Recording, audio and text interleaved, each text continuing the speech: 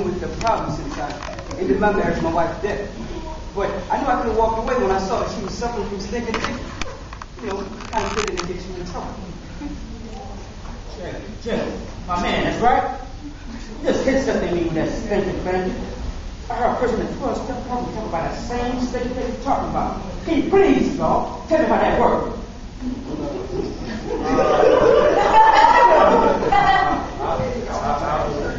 I'm not sure how this might go. Thinking. I would say it goes a little something like this. See, you find yourself thinking on something. You know, it could be anything. Maybe you're just thinking about that girl you just met. You know, because really it's something somebody you really don't care about. You know, on the flip side, you don't give a damn about yourself. That's when you start thinking about all the times you cheat on that girl that you just lost. But that's when you start to think, well, maybe you're playing around and cheating on me too. Now, you're just out there playing around, thinking about all the girls you're sneaking around with, playing around with. But that was before you took this mental drift into a scene playing out in your mind about this girl that you just lost. I mean, right then and there, you don't see yourself playing in the field anymore. You just see her playing around on you. Just playing around.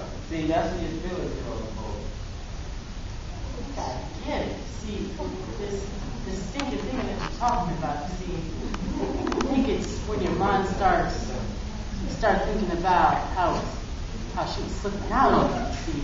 But in reality, you were the one slipping out on her. Yeah, see, but you don't rationalize or you guilt by placing the blame on her. You see, your stinking thinking got you thinking about him and her and him, and suddenly when you see one of them, you start thinking, where's the other? Or what were they just doing? Or suddenly, when you see her again, you know, you get nervous, breathing gets harder, and then you want to reach out and grab her by her throat.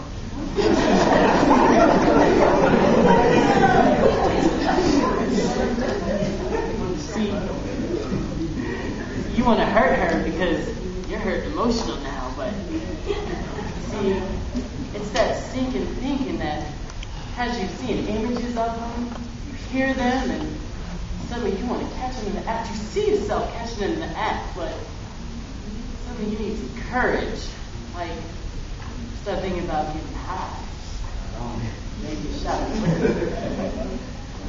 Or a shot of dope. A shot of liquor, a shot of dope, a shot of this, or a shot of that. A shot is nothing more than a shot.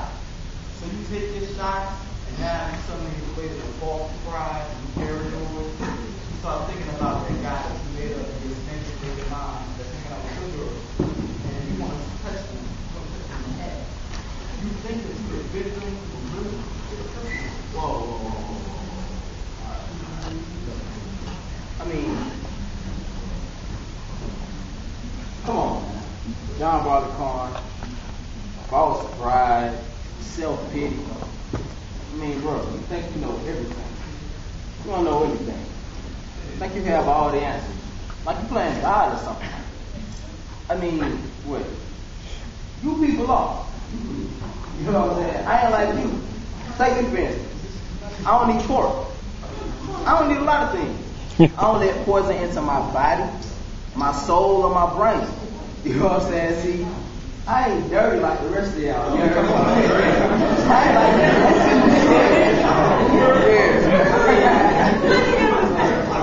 I just got to make a joke one time. I mean, I don't know if you think he's better than the rest of us. That's your voice. No. He just stopped by here just to see how all the rest of us. Slap him. I mean, yo. Maybe Ali just got out of jail or from some other institution somewhere. I mean, but yo, what difference does that make, yo? I mean, we all are homeless. This is our shelter. I mean, we burnt bridges, we destroyed relationships, we got rejected by society. So, what are we going to do to take our rightful place to get back into society? I mean, we've hit rock bottom, and there's no place else to go but up. Man, I don't know. I just don't know.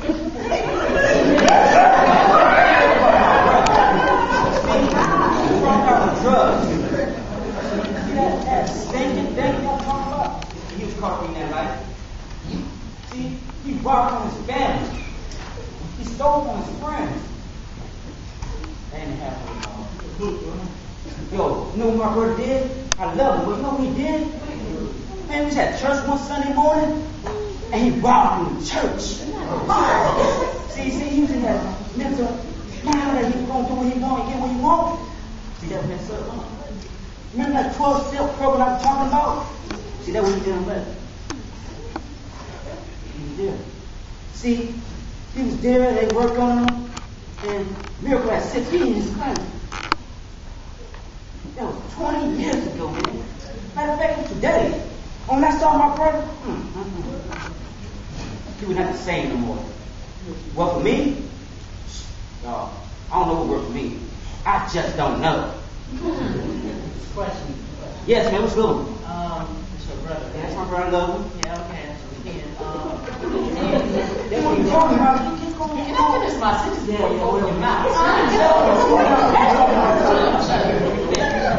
See, every time you got a story about your brother, you know, it might help some of us with whatever we're dealing with, but, you know, that's your kin and that has nothing to do with us. But every time you open that mouth, your thoughts about something stupid like, What's going on?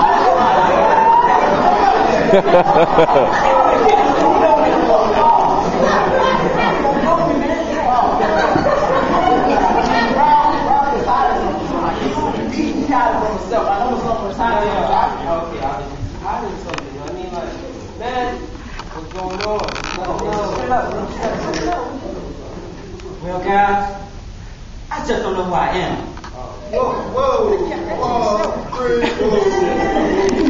Whoa, what you mean you don't know who we are? Are you funny? Yeah.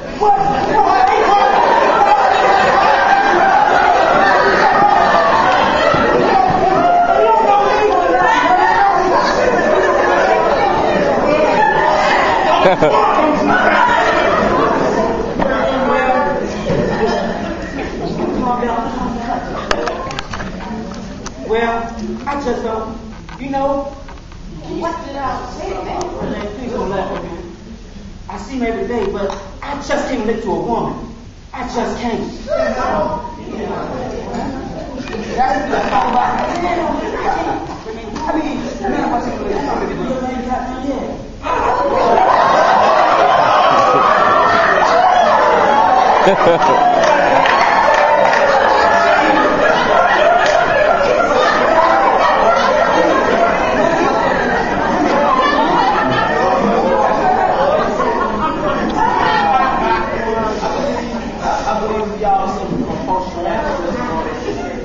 About the harsh treatments of our forefathers and foremothers that did not have them, you know, before they were bolted down into hot, sweltering ship beds laden with filthy urine and feces, man. I mean, I have dreams of dry bones just reaching out to me. Bro, I mean, dog, that's scary, man. That's not scary, bro. That's depressing. I remember I was in Newark, New Jersey, right? And I went to go see this play called Slave Ship. I walked in the theater, and the first thing I noticed is that the people behind me locked the door. I thought that was rather strange. So I sat down and the play started. The lights started to fade. Then there was this horrible, funky smell, like this coming from the stage. And then there was rattling of chains, screaming from women and children. And then there was white people, right? White audience members. They came to see the play, I guess, to get the black experience. And they couldn't take it. So they tried to get up and run to the door, but the door was locked. So the scream from the slaves, that smell, the screaming white audience members. Man, what you just said brought back all those images to me, bro. It's like our people crossed over into injustice.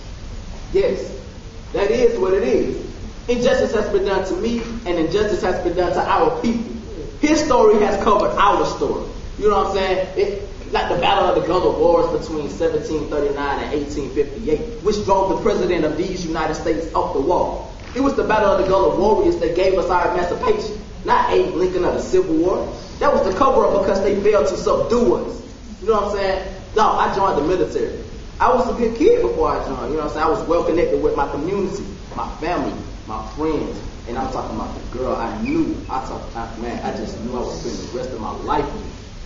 I got disconnected when I was in the military.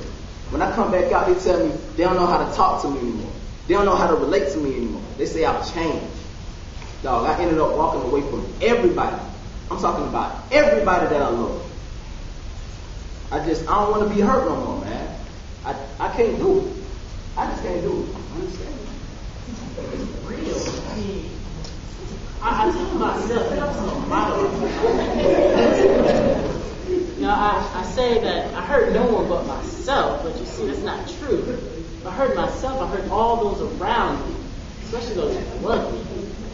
You see, sometimes these feelings make my head hurt. Feelings? Yeah. I know men, women, all trying to do the feeling. I mean, feelings got them dying from HIV. And what about those in prisons and on death row or behind feelings? And our brothers and sisters, drug addicts, alcoholics. I mean, but they all are subjected by feelings.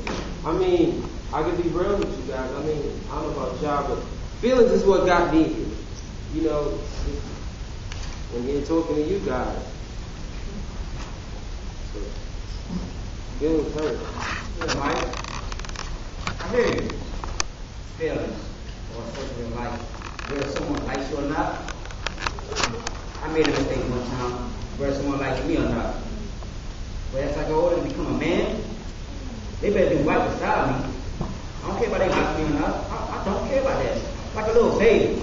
You take them to the store, they want this, they want that. They like this, they like that. Or they don't. But as we men, guess what? You better find somebody to do right beside you. I don't care about them. You know, I never really thought about it. Yeah, bro. I always thought it was supposed to just make people like, no, you better do right. Yeah. I thought from that word, thought. See, because I thought I was going to finish college.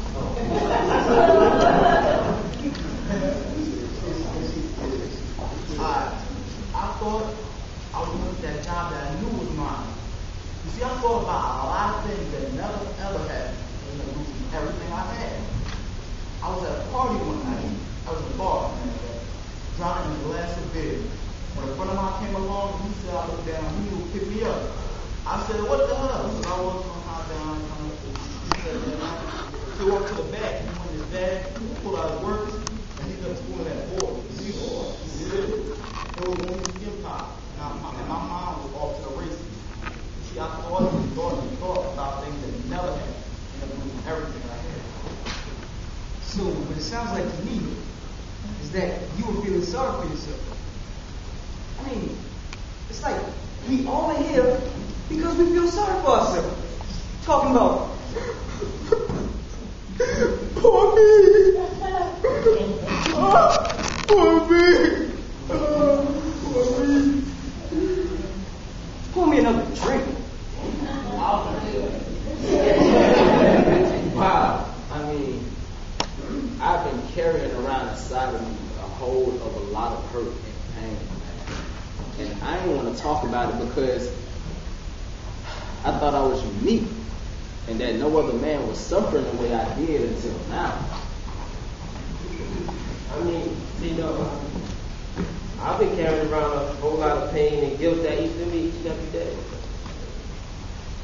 But see, my wife wasn't the one cheating on me. Yeah, I was cheating on her. I mean, I accused her of cheating on me. I didn't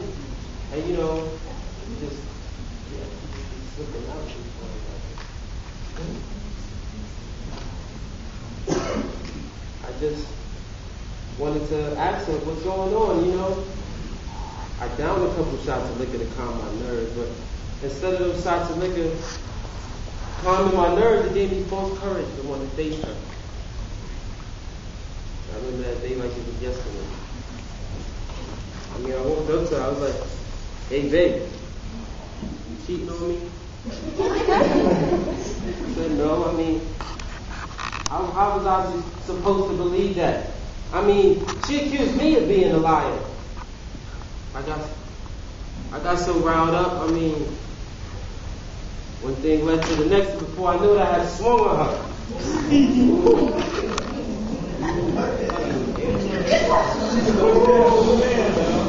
But my pride I wanted to stop, but my pride just wouldn't let me.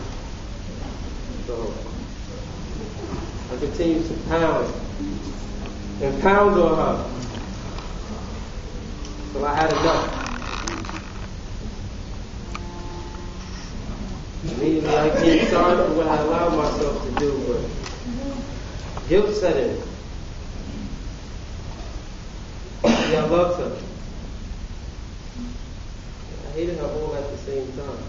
No, see, you loved her, but you hated yourself. You know what, Mike? You should try to make amends with her and let her know why you did it. To do so, man. See, that's the reason for making amends. You may or may not accept it, but at least you were to make amends for her. See, to make amends for her, maybe you too. That's what my brother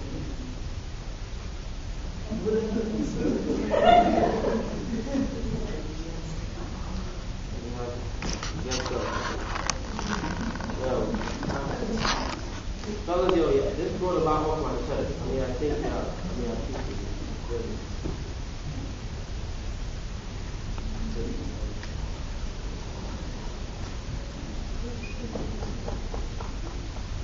I saw my mother abused by my stepfather. See, Daddy, he died when I was 9 years old. My mom, she did the best to raise us. She had 2 jobs. See, me being the oldest in the house, I want to be the man of the house. I really want to be the man of the house.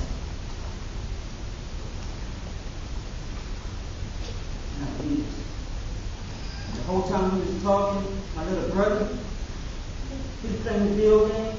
I know he listened to us.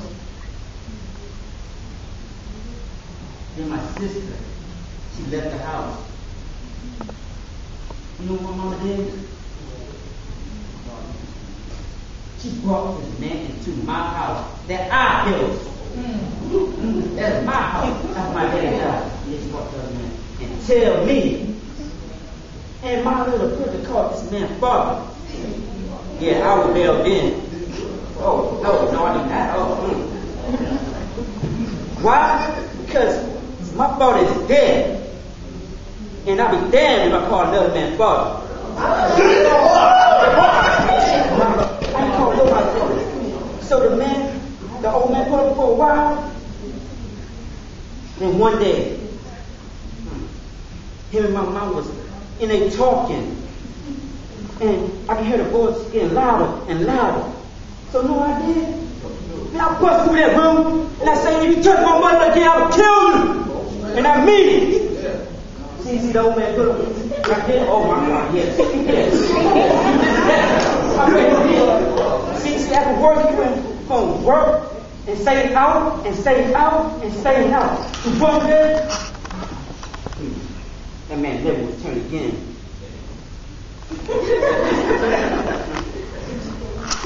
So all I can do now is hear my mama. She in her room, on her knees. I can see the tears running down her eyes, and I can feel her pain. Why? It could be 3 reasons why. It could be my daddy died and went to heaven, or for that cow that left us. traumatic after me. After that, my mom was never the same. See, I isolate myself from anybody out there. Why? Because I don't want to hurt nobody in it, especially a woman. I can't do it.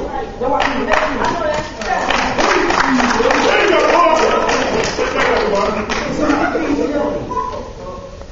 Where's your mother now? She died a few years ago.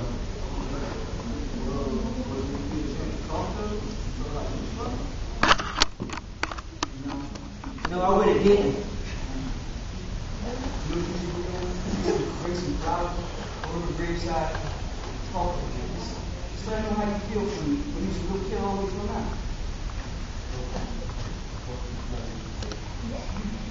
He's right. I would do that. I would go tomorrow, put some flowers in my grave, and talk to her, and let her know how I really feel about the trip. Thanks, God, for talking to me tonight. I really needed it.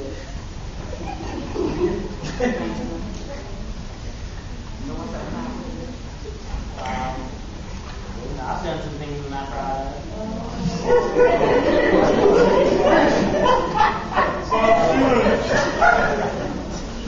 Start out.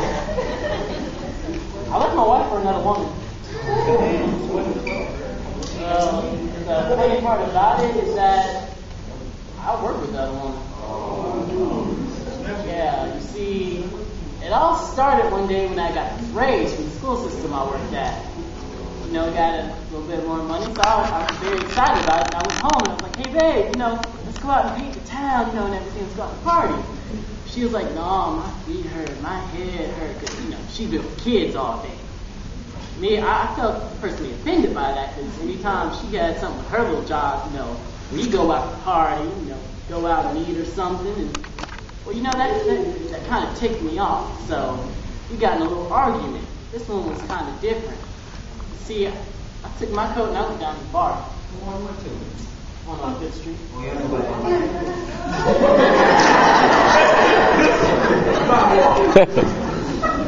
Yeah, you see, I got there, I ordered the double, you know, tossed the shoes back, and something caught my eye. Some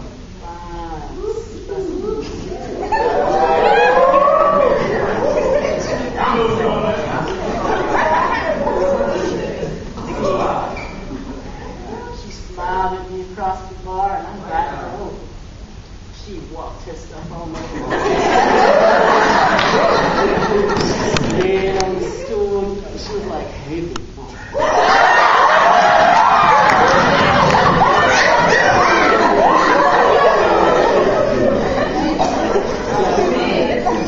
I ordered her a drink, and, you know, one thing led to another, and I don't remember the rest of the night.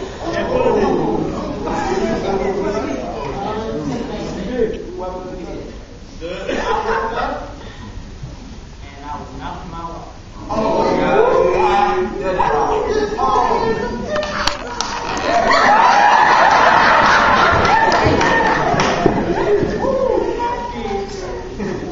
That one act, that cost me my wife, my children, and my home.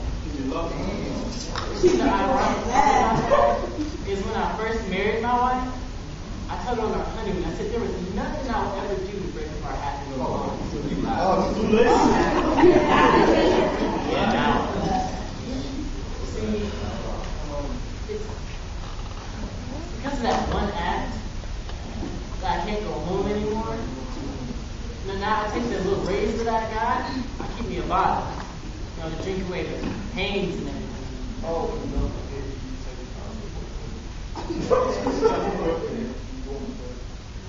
Got you. So, see, because of that, you know, keeping your bottle and everything, sometimes we'll just get sick and tired of being sick and tired. You know, well, you forget yourself. You know, at least now we know we can start making amends to forgive ourselves. You know, first for the injustice we brought upon ourselves and to our family. And then we can make amends to others whether they accept them or not. And then I found out from this crazy dude in the mental hospital now that I can love myself. What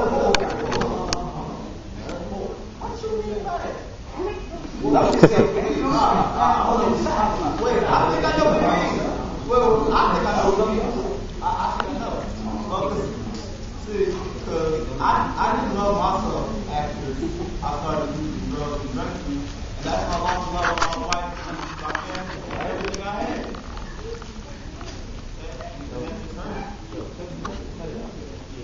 All your family remembers is when you started looking up the drugs, man. When you started drinking on that bottle that you got right here, sucking on that skin, that pipe, that what is it? That glass dick.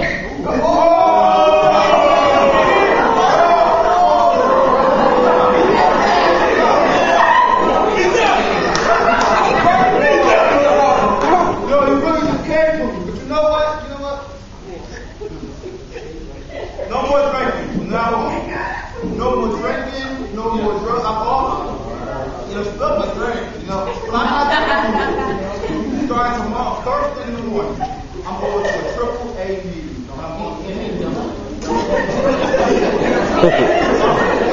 Tomorrow, I'm trying to take a 12-step program. Are you going to take them home? Well, 1 to 4. No, I'm trying to 48.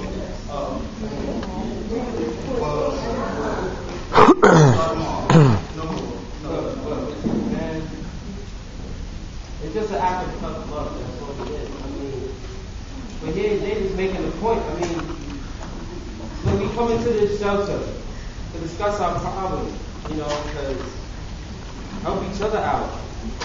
Because I know people outside wouldn't understand. I mean, understand what I'm saying? Yeah, you make a lot of sense. You know what? You do make a lot of sense, Mike. See, what Mike is talking about is that we can relate to each other because we all have suffered from the same or similar pain. So what we need to do is, just meet up with each other, a few more times, see how we're getting along. You got a cell phone? I think I agree with that. Maybe we need to meet up probably once, twice, maybe 5 times a week. 5 times? Yeah, 5 times a week. That's nothing. No, shut up. See, someone can tell like a place or a time or something. I can arrange for us to be here Monday, Wednesday, and Saturday at 7 o'clock until we find a regular place. Hey, fellas, Carter's group. Oh, I know. Oh, hey. No, last time we screwed up. No, can you hear me out? One chance. You get one chance. I know we call it the shelter.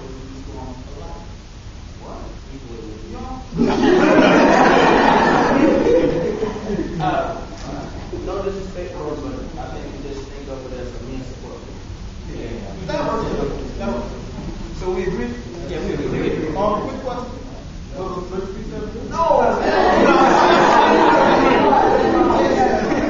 Come on.